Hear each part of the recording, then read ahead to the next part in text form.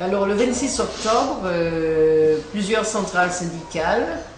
en Guadeloupe, en Martinique et en Guyane appellent la population laborieuse à descendre dans la rue le même jour, donc le 26 octobre. Ces appels visent à protester sur la cherté de la vie, parce que malgré les mouvements qui ont été menés il y a un an, on s'aperçoit que les capitalistes recommencent de plus belle à augmenter le prix des marchandises, les prestations augmentent, bon. Et puis, donc, on descend dans la rue contre la vie chère, contre la répression syndicale et contre le démantèlement des retraites. Contre le démantèlement aussi de l'hôpital public, contre le démantèlement aussi de l'éducation nationale, puisque le gouvernement a choisi de s'attaquer, de réduire sur les budgets de tout ce qui est service public, tout ça pour utiliser l'argent public au profit des capitalistes qui ont déjà de l'argent à ne savoir que faire et qui spéculent avec cet argent. On descend dans la rue aussi le 26 octobre pour dire qu'il faut revaloriser les pensions, revaloriser les salaires, revaloriser les allocations, pour dire aussi qu'il faut qu'il y ait une agriculture en Martinique qui se développe en fonction des intérêts de la population,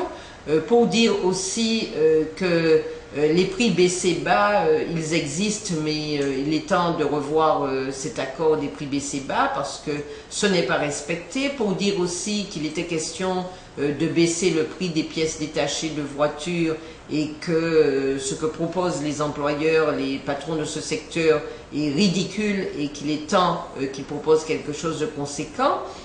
Pour dire aussi que les jeunes qui aujourd'hui espèrent après un cursus au lycée ou en IUT ou dans des écoles ou à l'université espèrent trouver un emploi, si nous laissons passer les mesures scélérates de M. Sarkozy sur la retraite, ce sera encore plus difficile pour eux de trouver un emploi, puisque on demande à ceux qui travaillent de rester plus longtemps au travail et les jeunes, pour qu'ils puissent bénéficier d'une retraite à taux complet, il faudra qu'ils travaillent bien longtemps. Bon, tout ça va à l'encontre des intérêts des chômeurs, de la population laborieuse, de ceux qui sont déjà à la retraite, de ceux qui le seront demain. Et on observe que c'est la même chose en Martinique, en Guadeloupe et en Guyane, et c'est pour cela que les organisations syndicales regroupées autour du LKP, les organisations syndicales regroupées autour du K5F et l'UTG